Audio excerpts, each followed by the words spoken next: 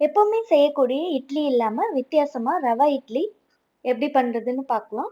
இந்த ரெசிபி ரொம்பவே ஈஸியா, குயிக்கா பண்ணிடலாம். மாவு இல்லாத டைம்ல இந்த மாரி ட்ரை பண்ணி பாருங்க. ரொம்பவே நல்லாருக்கும்.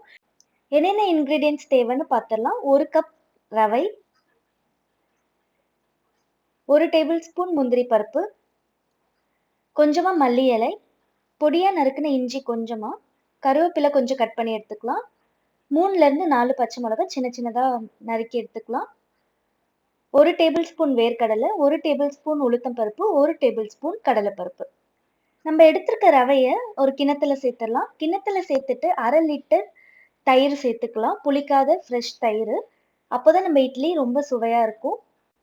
அடுத்து கடாய் சூடுபடுத்திட்டு 4 டேபிள் ஸ்பூன் கடலெண்ணெய் சேர்த்துக்கலாம். எண்ணெய் சூடானதும் கொஞ்சமா கடுகு உளுந்து சேர்த்து பொரியட்டும். பொரிஞ்சதும் 1/4 டேபிள் ஸ்பூன் சீரகத்தூள் சேர்த்துக்கலாம்.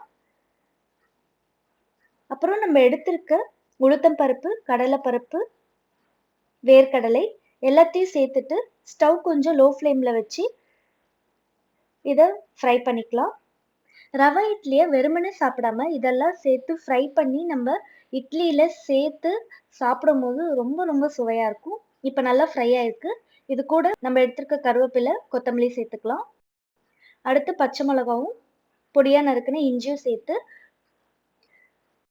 1 டேபிள் ஸ்பூன் உப்பு சேர்த்து நல்லா கலந்துக்கலாம். கடைசியா முந்திரி பருப்பும் சேர்த்து ஒரு தடவை நல்லா கலந்துட்டு நம்ம கலந்து வச்சிருக்க மாவுல சேர்த்துடலாம். 1/2 ஹவர்லேருந்து 1 ஹவர்ல செய்கிறோம் அப்படின்னா கொஞ்சமாக பேக்கிங் சோடா சேர்த்து தண்ணி ஊற்றி கலந்து 1/2 ஹவர் ஊற வச்சுக்கலாம். அப்படி இல்லை பேக்கிங் சோடா வேண்டாம் அப்படின்னு நினச்சிங்கன்னா 2 மணி நேரம் கண்டிப்பாக இதை ஊற வச்சுக்கலாம். இந்த மாதிரி நல்லா திக்காயிடும் மாவு. அதனால கொஞ்சமாக தண்ணி சேர்த்துக்கலாம். ஒரு 1/4 கப். ரொம்ப திக்கா இருந்தாலும் நல்லா இருக்காது. நம்ம எப்பவுமே ஊற்றக்கூடிய இட்லி மாவு மாதிரி ரெடி பண்ணி எடுத்துக்கலாம். இந்த ஸ்டேஜ்ல உப்பு செக் பண்ணிக்கலாம். தேவைப்பட்டா இன்னும் கொஞ்சம் கூட உப்பு சேர்த்து கலந்துக்கலாம் நல்லா. குக்கரை நம்ம சூடுபடுத்திக்கலாம். எந்த குக்கர்ல இட்லி ஊத்த போறோமோ தண்ணி ஊத்தி அதுல இருக்கக்கூடிய பிளேட்ஸ்ல எல்லாம் கொஞ்சமா எண்ணெய் தேய்ச்சிக்கலாம். எண்ணெய் நல்லா தேய்ச்சதும் மாவை நல்லா கலந்துட்டு ஊத்திடலாம். மாவு ஊத்துறதுக்கு முன்னாடி கண்டிப்பா இந்த மாதிரி ஒரு முந்திரி பருப்பு வச்சிருங்க. ரொம்ப நல்லா இருக்கும். அது பார்க்கறதுக்கும் நல்லா இருக்கும், சாப்பிட்றதுக்கும் நல்லா இருக்கும்.